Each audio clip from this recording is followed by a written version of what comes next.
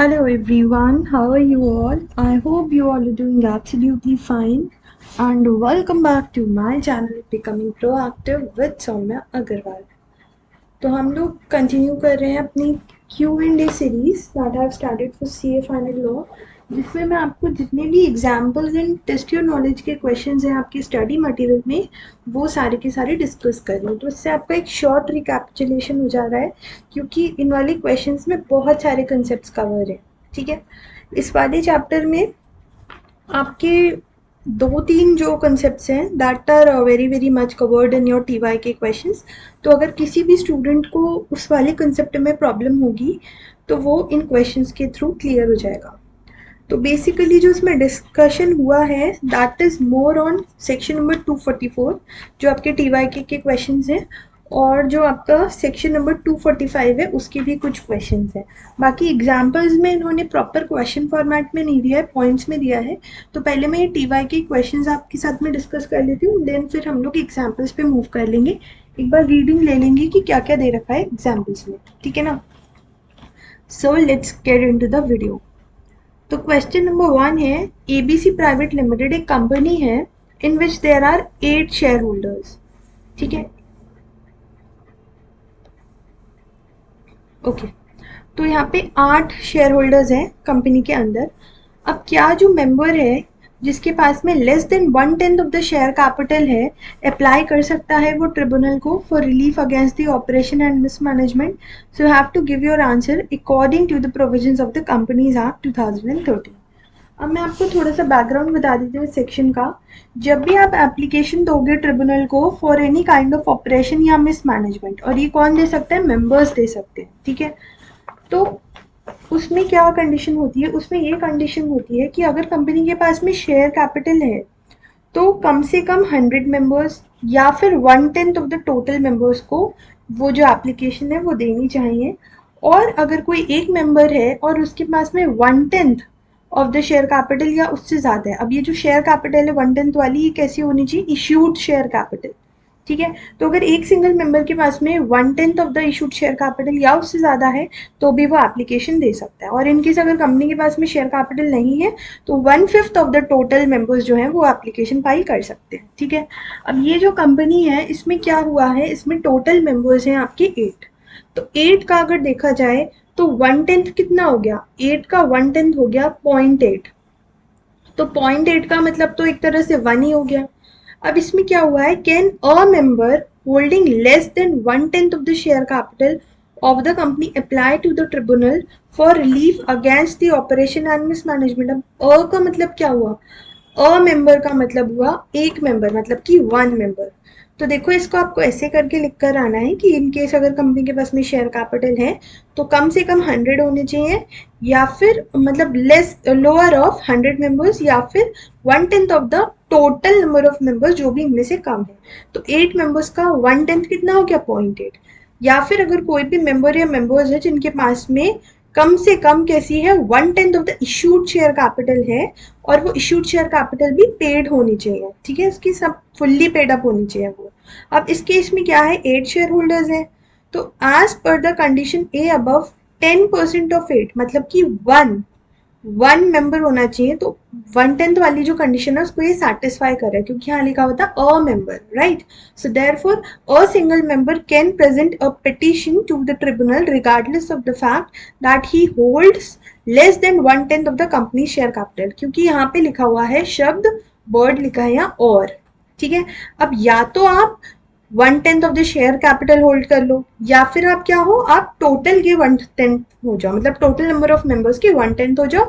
या फिर अगर आप सिंगल मेंबर हो तो आपके पास में अगर 1/10 of the issued share capital है या उससे ज्यादा है तो आप कर सकते हो। तो दोनों कंडीशंस का मैंडेटरीली सेटिस्फाई होना जरूरी नहीं है। अगर इन दोनों में से कोई एक कंडीशन भी फुलफिल हो रही है तो फिर वो पिटिशन फाइल कर सकता है। तो इस केस में क्योंकि 0.8 का मतलब हो गया 1 ही हो गया, और यहाँ पे लिखा हुआ है अ मेंबर, तो मतलब ये माना जाएगा कि 1/10 ऑफ द टोटल मेंबर ने जो पिटिशन है वो फाइल कर दी। ठीक है, ओके। फिर उसके बाद में हम आते हैं अपने नेक्स्ट क्वेश्चन पे। तो ये वाला जो है ये फर्स्ट वाला जो है this is from section number 244। ठीक है, अब सेकंड वाला क्या बोलता है, the issued and paid up capital of MNC. ये इशूड और पेड अप बहुत इंपॉर्टेंट वर्ड्स हैं, तो प्लीज आप इसको जो है इग्नोर मत करना। तो इसमें क्या है ना, 5 करोड़ की टोटल आपकी कैपिटल है, जिसमें कि 5 लाख इक्विटी शेयर्स हैं, 100 रुपीज ईच के। अब इसमें 500 मेंबर्स हैं, ठीक है।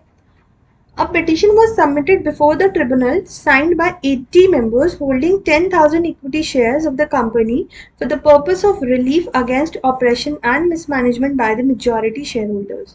So examine करना है आपको as per the provisions of Companies Act and decide करना है कि क्या ये जो petition है ये maintainable है या नहीं है। उसके बाद में next question इसमें ये दे रखा है, also explain the impact on the maintainability of the above petition if subsequently 40 members who had signed the petition withdrew their consent। तो इसमें टोटल मेंबर्स आपके कितने हैं, 500 मेंबर्स हैं। अब 500 में फर्स्ट वाली कंडीशन हमारी क्या कहती है, लोअर ऑफ 100 मेंबर्स या फिर 1/10 ऑफ द टोटल मेंबर्स। तो 500 का 1/10 कितना हो गया, 50 हो गया। अब यहाँ पे कितने लोगों ने फाइल कर दिए, साइन कर दिया पिटिशन, 80 मेंबर्स ने फाइल कर दिए, 80 मेंबर्स ने साइन कर दिए। सो दैट मीन्स फर्स्ट वाली कंडीशन आपकी सेटिस्फाई हो गई। अब उससे हमें मतलब नहीं है कि ये 1/10 of the issued share capital hold कर रहे हैं या नहीं कर रहे। सेकंड वाली कंडीशन फिर हम नहीं देख रहे हैं क्योंकि हमारी फर्स्ट वाली कंडीशन ही सेटिस्फाई हो रही है, ठीक है। तो मतलब पिटिशन तो फाइल हो जाएगी, मेंटेनेबल है, ठीक है। अब इसके बाद में सेकंड क्वेश्चन इन्होंने ये बोला है कि हुआ क्या, पिटिशन फाइल होने के बाद में, पिटिशन साइन होने के बाद में जो 40 मेंबर्स थे जिन्होंने साइन करी थी पिटिशन, उन्होंने बाद में क्या करा, सब्सिक्वेंटली का मतलब होता है बाद में, उन्होंने विड्रॉ कर ली कंसेंट। अब विड्रॉ कर ली उन्होंने बाद में, तो उसका मतलब कितने रह गए, फिर 40 ही रह गए।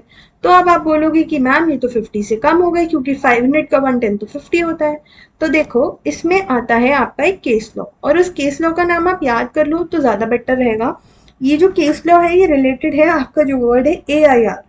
तो व्हाट इज दिस AIR, जो केस लॉ का नाम है वो है Raj Mundri electric corporation versus V Nageswara Rao AIR। फिर से बोलो एक बार, Raj Mundri electric corporation versus V Nageswara Rao AIR, ठीक है। तो उस केस में ये हुआ है कि कंसेंट जो हम देखेंगे वो सिर्फ हम बिगिनिंग में देखेंगे, बाद में चाहे सारे के सारे, मतलब ऑब्वियसली सारे के सारे तो नहीं, बट बाद में चाहे कोई विड्रॉ करे कुछ करे उससे हमें मतलब नहीं है। अगर आपकी जो स्टार्टिंग में है पिटिशन साइन हो गई है रिक्वायर्ड नंबर ऑफ मेंबर्स के साथ में, तो फिर सब्सिक्वेंट विड्रॉल से कोई फर्क नहीं पड़ेगा, ठीक है। तो एक बार मैं आपको दिखा देती हूँ किस टाइप से लिखा हुआ है। पहले तो देखो ऐसे करके लिखा है, ये फर्स्ट वाले का था कि इसमें जो है 1/10 वाली कंडीशन सेटिस्फाई हो गई है। फिर उसके बाद में the consent is to be given by share holders is record at the beginning of the proceedings. The withdrawal of the consent by any share holder during the course of proceedings shall not affect the maintainability of the petition. और इसे करके आप case law का नाम लिखाना, Raja Mundri electric corporation, it was not Raj, it was Raja, ठीक है। Raja Mundri electric corporation versus V Nageswara Rao AIR, ठीक है। तो प्लीज इस केस लॉ को याद कर लेना। और एक केस लॉ और याद कर लेना, मेजॉरिटी रूल वाला है, उसका नाम है फॉस वर्सेस हारबॉटल। अगर आप कोट कराओगे ना तो एग्जामिनर पे अच्छा इम्पैक्ट पड़ेगा, that is why I am saying. बस ये 2 केस लॉ के नाम याद कर लोगे, सारे नहीं भी कर रहे हो तो भी मतलब इन दोनों सेक्शंस में आप यूज कर सकते हो, ठीक है। थर्ड क्वेश्चन पे आते हैं। ग्रुप है शेयर होल्डर्स का जिसमें 25 people are there, 25 members are there. ध्यान रखना यहाँ डायरेक्टर्स नहीं आना चाहिए, यहाँ मेंबर्स आना चाहिए, शेयर होल्डर्स आना चाहिए, ठीक है। तो जो ग्रुप है उसमें 25 मेंबर है, उन्होंने कहा कि हम पिटिशन फाइल करेंगे before the tribunal for relief against operation and mismanagement by board of directors of fly bye night operators. तो कंपनी के पास में क्या है, टोटल 300 मेंबर्स हैं, और कितने लोगों ने पिटिशन फाइल करी है, 25 मेंबर्स ने फाइल करी है। And the group of 25 members hold 1/10 of the paid up share capital accounting for 1/15 of the equity of the issued share capital. तो जो 25 लोग हैं, अब देखो आप फर्स्ट वाली कंडीशन देखो सेक्शन 244 की क्या थी, लोअर ऑफ 100 मेंबर्स या फिर 1/10 ऑफ द टोटल मेंबर्स। तो यहाँ पे टोटल मेंबर्स कितने हैं, 300 है, तो इसका 1/10 कितना हो गया, 30 हो गया। लेकिन यहाँ पे कितने लोगों ने फाइल करी है? 25 लोगों ने। अब हम आते हैं अपनी सेकेंड वाली कंडीशन पे। सेकेंड वाली कंडीशन क्या है? सेकेंड वाली कंडीशन ये बोलती है कि अगर वो जो मेंबर है उसके उसके पास में 1/10 of the issued share capital है। अब यहाँ पर कितनी कैपिटल है उसके पास में? यहाँ पे जो 25 मेंबर्स हैं उनके पास में 1/10 of the total paid up share capital है, लेकिन जो 1/15 है वो ही सिर्फ इशूड शेयर कैपिटल है। अब यहाँ पे देयर आर हाई चांसेस कि आप एग्जाम में गलती कर सकते हैं। अगर आप ये नहीं सुन रहे हो तो उसमें आप क्या करते? आप लिख देते कि 1/10 की रिक्वायरमेंट है और यहाँ तो 1/15 है, तो कंडीशन सेटिस्फाई हो गई। बट आप भूल जाओगे कि यहाँ पे हम फ्रैक्शन की बात कर रहे हैं, दैट इज नॉट 15 और 10, दैट इज 1/10 एंड 1/15। तो 1/15 विल बी लेस। देखो ना, 30 का जो 30 डिवाइड बाय 15 अगर करोगे तो आएगा 2, और 30 डिवाइड बाय 10 करोगे तो आएगा 3। ठीक है, तो अब इसमें आपको कौन सा देखना है? ज्यादा वाला देखना है। तो 1/15 जो है वो 1/10 छोटा हुआ ना, तो इसलिए यहाँ पे क्या हो रहा है? यहाँ पे नॉन कंप्लायंस हो रहा है कंडीशन का। यहाँ पे जो पिटिशन है वो ठीक फाइल नहीं हुई है। ठीक है, मतलब इट इज नॉट मेंटेनेबल। तो main grievance of the group क्या है? मेन ग्रीवियंस जो ग्रुप का है जिसके लिए पिटिशन फाइल कर रहे हैं वो ये है कि मिसमैनेजमेंट हो रहा है बोर्ड ऑफ डायरेक्टर्स का, और साथ में जो कंपनी है वो इनकर कर रही है लॉसेस, और कंपनी ने डिविडेंड भी डिक्लेयर नहीं करे। इवन व्हेन प्रॉफिट्स उनके पास में थे तब भी उन्होंने डिविडेंड डिक्लेयर नहीं करे। तो ये सारी ग्रीवियंसेस लेके 25 मेंबर्स ने क्या करी है? एक पिटिशन फाइल करी है ट्रिब्यूनल के पास में। तो अब in the light of provisions आपको बताना है कि क्या जो है इनकी पिटिशन एडमिट हो पाएगी, और इनकेस एडमिट हो भी गई तो क्या इन्हें रिलीफ मिल पाएगा या नहीं मिल पाएगा। तो इसमें एक जो प्रोविजन आता है वो ये आता है कि ये वाले जो रिक्वायरमेंट्स हैं, ठीक है, ये वो 1/10 वाली इशूड शेयर कैपिटल वाली और टोटल मेंबर्स वाली, ये अगर आप ट्रिब्यूनल को एक एप्लीकेशन दे दो तो आपको ट्रिब्यूनल क्या दे सकता है? रिलीफ भी दे सकता है। वो आपको वेव ऑफ भी कर सकता है कि आपको इन कंडीशंस के साथ में कंप्लाई करने की जरूरत नहीं है। मतलब कि ट्रिब्यूनल अलाउ कर सकता है 25 मेंबर्स को भी क्या देने के लिए? पिटिशन देने के लिए, irrespective of the fact that they have only 1/15 of the issued share capital. ठीक है, तो वो वाली कंडीशन तो आपकी फिर यहाँ पे आप ये लिख के कर दोगे कि हो सकता है इन्होंने ट्रिब्यूनल को जो है एप्लीकेशन अगर दे दी और ट्रिब्यूनल जो है अगर उसने वेव ऑफ कर दी तो इनकी जो पिटिशन है वो फाइल हो जाएगी। अब उसके बाद में आपको नेक्स्ट क्वेश्चन जो बोल रहा है वो ये बोल रहा है कि ट्रिब्यूनल के पास में एप्लीकेशन पहुंच भी गई तो क्या आपको इन दो मैटर्स में रिलीफ मिल पाएगा या नहीं मिल पाएगा। अब यहाँ पे आपका बहुत इंपॉर्टेंट क्वेश्चन कवर हो जाएगा, इसमें बहुत इंपॉर्टेंट कंसेप्ट जो कि बात करता है कि ऑपरेशन में क्या क्या इंक्लूडेड है। तो ऑपरेशन में जो है, जो ये वाली ग्रीवियांसेस लेकर गए हैं ये कंटिन्यूअस लॉसेस वाले और फेलियर टू डिक्लेयर डिविडेंड या पेमेंट ऑफ लो डिविडेंड वाले, ये जो है ये कवर ही नहीं होते हैं। ठीक है, तो जैसा कि मैंने यहाँ पे बताया हॉवेवर वाले पॉइंट से आपका फर्स्ट वाला जो कंडीशन है सेक्शन 244 वाली की जो रिक्वायरमेंट है, मतलब अप्लाई करने की अंडर सेक्शन 241, वो तो आप रिलैक्स ले सकते हो ट्रिब्यूनल से। लेकिन यहाँ पर क्या होगा? यहाँ पर क्योंकि ये वाले जो ये मैटर्स लेकर गए हैं, ये लेकर गए हैं कि कंपनी जो है वो मतलब कंटिन्यूअस लॉसेस है यहाँ पर, और जो कंपनी है वो प्रॉफिट होने के बाद में भी क्या नहीं दे रही है? वो जो है वो डिविडेंड नहीं दे रही है। तो ये जो दो केस लॉज हैं, अब इनके नाम अगर याद हो जाए तो nothing better than that, but फिर भी आपको ये जो है ये दोनों पॉइंट्स तो अपने दिमाग में रख ही लेना कि कंटिन्यूअस लॉस अगर है तो उसको आप ये नहीं कैटेगराइज कर सकते हो कि कंपनी इज नॉट, ये मतलब ऑपरेशन नहीं माना जाएगा। आप ये नहीं मान सकते कि अगर कंटिन्यूअस लॉस हो रहे हैं तो एक तरीके का ऑपरेशन हो रहा है मेंबर्स के ऊपर। What is operation? ऑपरेशन का मतलब होता है मेंबर्स के लीगल राइट को छीनना। ठीक है, अब यहाँ पर ये लोग क्या बोल रहे हैं? यहाँ पर ये लोग ये पिटिशन लेकर गए हैं कि कंपनी के पास में लॉसेज इनकर हो रहे हैं। अब कंपनी में लॉस हो रहा है तो वो कैसे लीगल राइट को छीनना हुआ? तो जो आपका केस लॉ है Ashok betelnut private limited versus M K Chandrakant, तो वो ये बोलता है कि ये जो कंटिन्यूअस लॉसेस है इसको आप नहीं मान सकते हो ऑपरेशन का पार्ट। उसी तरह से Thoman Vedon versus Kotanand rubber limited, excuse me if I am pronouncing it wrong but मुझको यही समझ आ रहा है। ठीक है, तो ये वाले जो है अगर डिविडेंड डिक्लेयर करने में फेलियर कर रही है कंपनी, या फिर अगर पेमेंट कर रही है लो डिविडेंड का, तो वो भी जो है ऑपरेशन नहीं माना जाएगा इस वाले केस लॉ के अंदर। ठीक है, ज्यादा एक्सप्लेन आपको नहीं करना, बस आपको ऐसे ही लिख कर आना है। तो इस वजह से जो शेयर होल्डर्स हैं वो भले उनकी पिटिशन ट्रिब्यूनल तक पहुंच जाए लेकिन फिर भी जो है वो उनको रिलीफ नहीं मिल पाएगा। ठीक है, ये वाला जो पॉइंट है आपको ये यहाँ पे जरूर ध्यान में रखना है कि अगर ट्रिब्यूनल को एप्लीकेशन दे दी तो ट्रिब्यूनल इन सारी रिक्वायरमेंट से आपको रिलैक्स भी दे सकती है, क्योंकि इस वाले केस में हमने देखा था ना 25 मेंबर्स थे, 25 मेंबर्स ये वाली कंडीशन तो नहीं कंप्लाई कर पा रहे थे, लेकिन ये वाली जो कंडीशन है ये भी वो उससे भी उनको छुट्टी मिल सकती है। ठीक है, और यहाँ पर भी ना issued share capital provided that paid up all cost, ये फुल्ली पेड अप वाली कंडीशन तो मैंने आपको बताई थी कि जो इशूड शेयर कैपिटल है इसमें भी फुल्ली पेड अप होना चाहिए, partially paid up partly paid up count नहीं होगा। ठीक है, फोर्थ वाले क्वेश्चन पे आते हैं। ग्रुप है मेंबर्स का XYZ, उन्होंने पिटीशन फाइल करी है ट्रिब्यूनल के पास में, उन्होंने बोला है कि बहुत सारे जो है ऑपरेशन और मिसमैनेजमेंट हो रहा है, मेजोरिटी शेयर होल्डर्स मतलब मेजोरिटी रूल हो रहा है यहाँ पे, और वो जो है मेजोरिटी शेयर होल्डर्स रूल कर रहे हैं। तो जो पिटिशनर ग्रुप है उसमें 12% of the issued share capital है कंपनी का।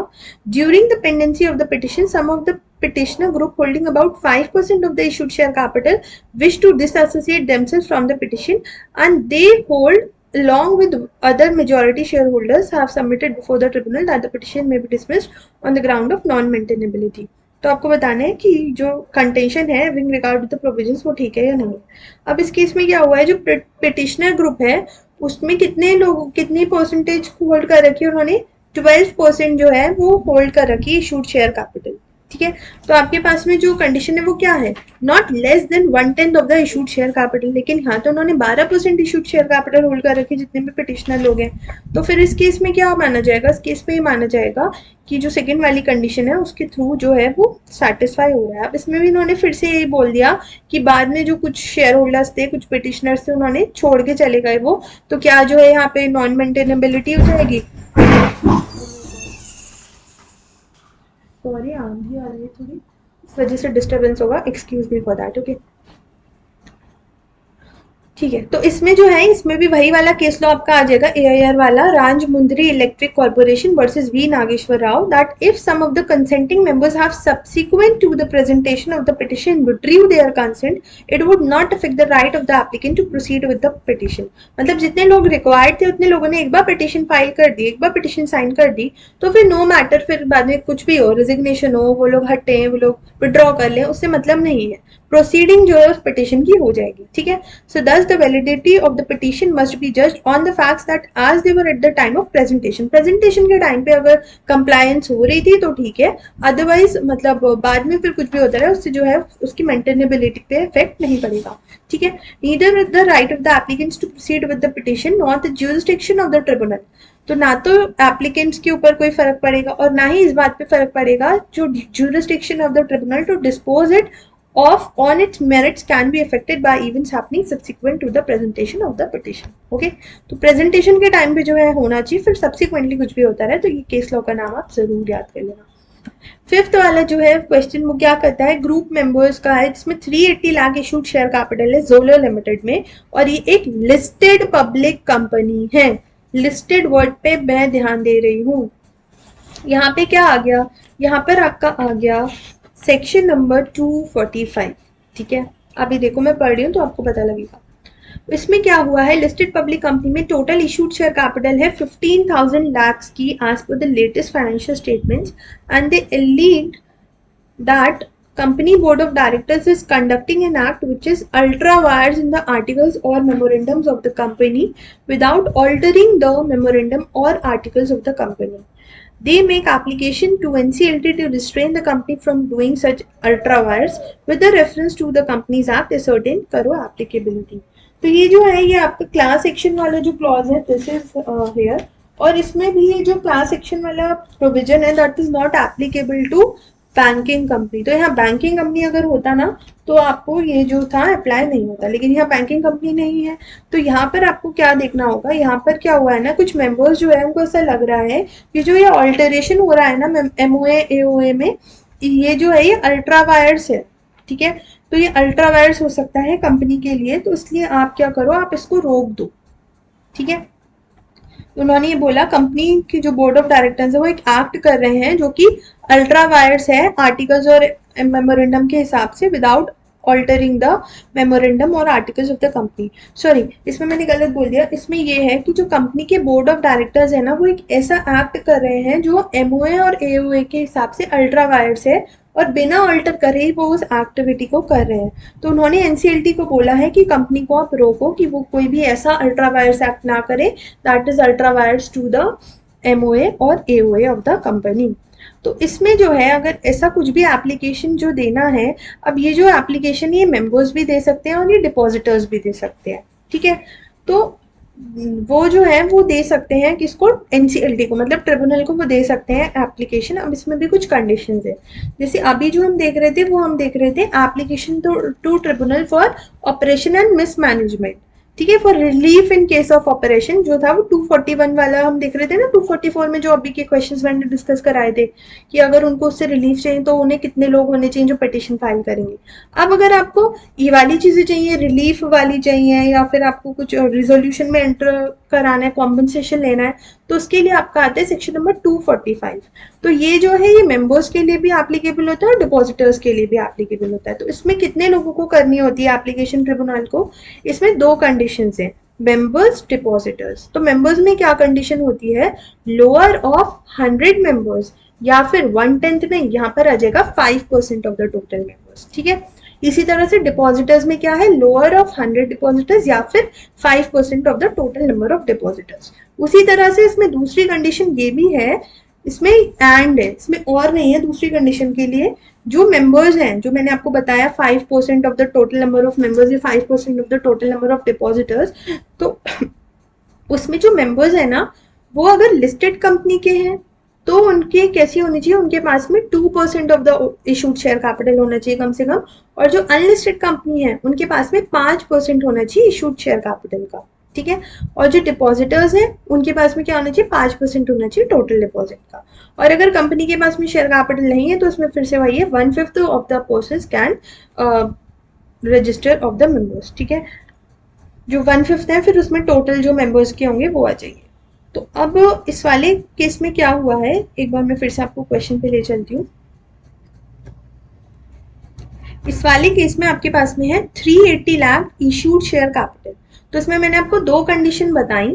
फर्स्ट वाली कंडीशन मैंने क्या बताया आपको, 100 मेंबर्स या फिर 5% ऑफ द टोटल मेंबर्स, ठीक है। और वो जो 5% ऑफ द टोटल मेंबर्स है उनके पास में क्या होनी चाहिए, अगर वो अनलिस्टेड कंपनी है तो कम से कम 5% होना चाहिए इशूड शेयर कैपिटल का, और अगर वो लिस्टेड कंपनी है तो कम से कम 2% होना चाहिए इशूड शेयर कैपिटल का। तो इस केस में क्या है, ये लिस्टेड कंपनी है तो हम क्या देखेंगे, 380 का हम 2% देखेंगे, ठीक है। 380 का हम 2% देखेंगे, तो 380 का 2% कितना हुआ, 380 का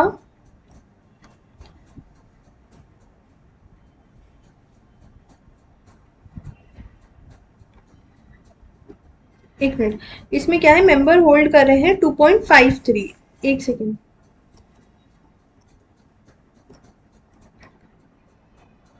अच्छा ओके, ये वाले जो मेंबर्स हैं ये 380 कर रहे हैं और टोटल जो शेयर कैपिटल है वो 15,000 है। मैं गलत बोल गई, देखो इसमें टोटल इशूड शेयर कैपिटल कितनी है, 15,000 है। और जो मेंबर्स जिन्होंने पिटीशन फाइल करी है, जो ये एप्लीकेशन फाइल कर रहे हैं ट्रिब्यूनल के पास में, उनके पास में 380 लाख है। तो इसमें हम क्या देखेंगे, इसमें हम देखेंगे 380 जो है वो कितना है, तो इसमें हम देखेंगे 15,000 का 2%, ठीक है। तो 15,000 का 2% कितना हो गया, 15,000 का 2% हो गया 300, लेकिन यहाँ पे कितने लोगों ने करा है, यहाँ पे करा है 380 लोगों ने, ठीक है। मतलब जो मेंबर्स हैं उनके पास में, मैंने आपको क्या बताया था, मैंने आपको ये बताया कि वो लिस्टेड कंपनी है, तो वो लिस्टेड कंपनी के मेंबर्स हैं उनके पास में कम से कम होनी चाहिए 2% of the total issued share capital. अब यहाँ पर जो टोटल इशूड शेयर कैपिटल है उसका 2% कितना है, 300 है, लेकिन यहाँ पे तो जो मेंबर्स लेकर जा रहे हैं वो 380 लाख है। सो दैट मीन्स इन्होंने दोनों ही कंडीशंस को सेटिस्फाई कर लिया, ठीक है। तो अब आपको इसमें ये बताना है कि यहाँ पर जो है मेंबर्स ने 2.53% होल्ड कर रखा है, या फिर आप ऐसे करके भी बता सकते हो कि 15,000 का 2% कितना हुआ, 300 हुआ, और यहाँ तो 380 मेंबर्स ने कर रखा है, तो इसलिए हम मानेंगे कि ये एप्लीकेशन कर सकते हैं एनसीएलटी के पास में। तो क्योंकि इन्होंने कंडीशन मीट कर ली है इसलिए ये वाली जो एप्लीकेशन है ये फाइल कर सकते हैं, ठीक है। तो जब भी आपको ये आएगा कि कुछ भी अगर वो ऐसा कर रहे हैं, उनको कोई भी एप्लीकेशन फाइल करनी है ट्रिब्यूनल के पास में ये बताने के लिए कि वो जो एक्टिविटी हो रही है that is prejudicial to the interest of the company, और उससे उनको कंपनी को रिस्ट्रेन करना है, मतलब रुकवाना है, तो उनको ये वाली सारी कंडीशंस को सेटिस्फाई करके क्या करना होगा, एप्लीकेशन देनी होगी ट्रिब्यूनल को, फिर ट्रिब्यूनल उस पर क्या लेगा, एक्शन लेगा। ठीक है, तो ये हो गया आपका क्लास एक्शन। तो इसके लिए आप 245 को पढ़ सकते हो अगर आपको ये अभी भी क्लैरिटी इसमें नहीं आई हो तो। बट हाँ, चैप्टर आपको पता होना बहुत ज़रूरी है। ये वाला चार्ट देख लेना, जिससे आपको पूरी क्लैरिटी आ जाएगी। ठीक है, चलो मैं आपको अब एक बार ना सारी की सारी एग्जाम्पल्स दिखा देती हूँ। एग्जाम्पल्स जो है वो क्वेश्चन फॉर्म में नहीं है।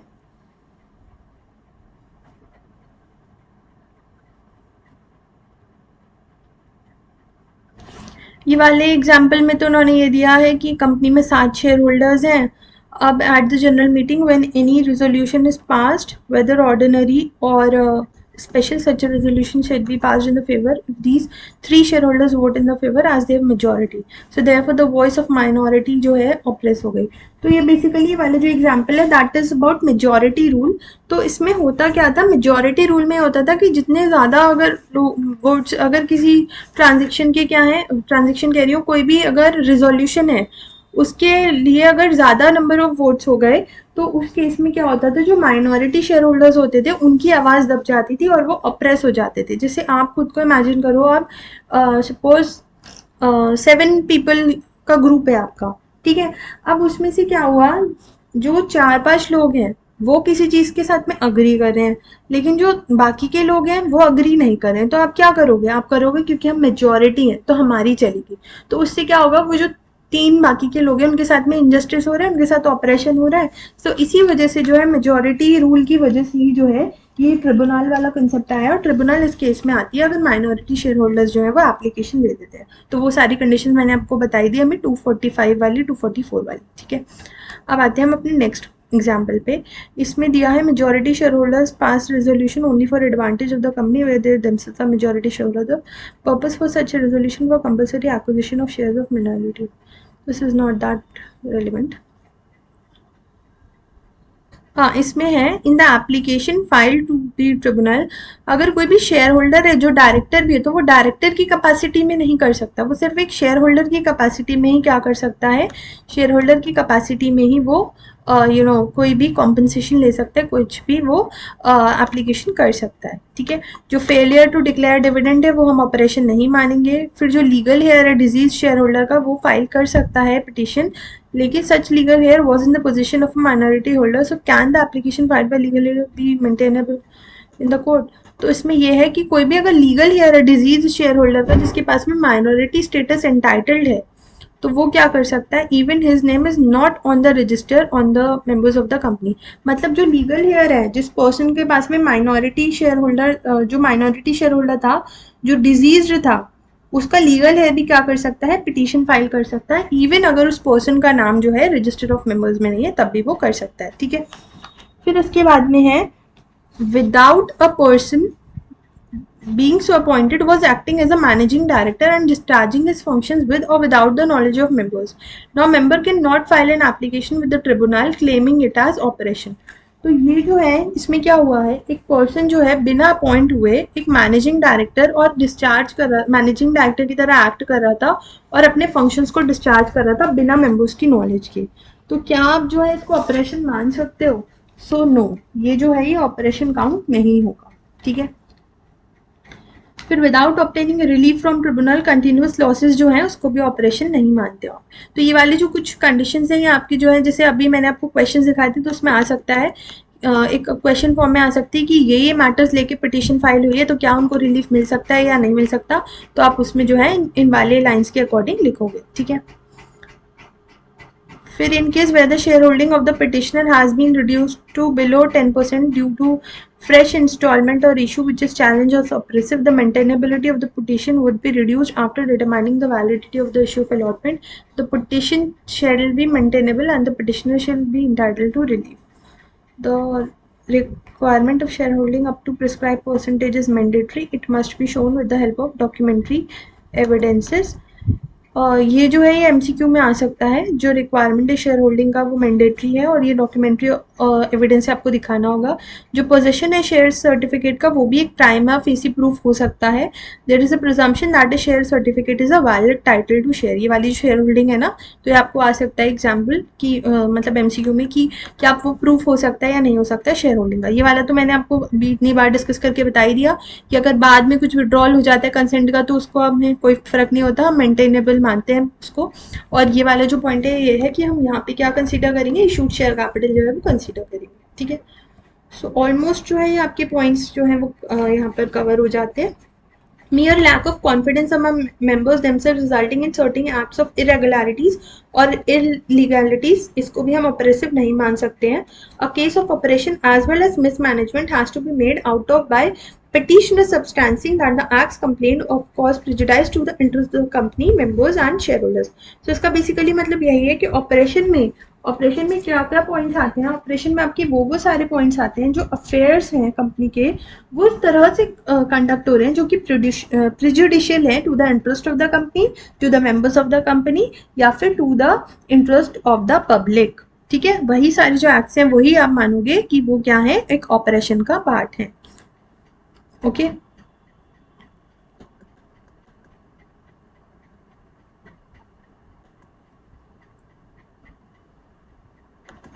फिर तो कुछ एज ऑपरेशन और उसको लेके कुछ कोई और पॉइंट मुझे इतना रेलेवेंट नहीं लग रहा है। ये 6-7 पॉइंट जो है इसको आप एक बार देख सकते हो। ठीक है, कुछ ऐसा मुझे समझाने लायक इसमें नहीं लग रहा है।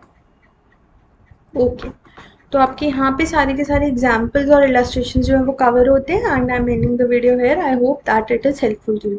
एंड अगर इस टाइप की वीडियोस आपको हेल्पफुल लग रही हैं तो प्लीज़ आप मुझे कमेंट करके बताओ। And do not forget to check out my swift revision series of audit and CARO revision trick. CARO revision trick तो मेरी फेवरेट है, उससे आपको बहुत अच्छे से सारे कारो की क्लॉजेस लर्न हो जाएंगे। एंड अंडरस्टैंड अगर करना है तो उसके लिए डिटेल्ड वीडियो भी मेरे चैनल पे है। Okay, so ending the video hair and thank you.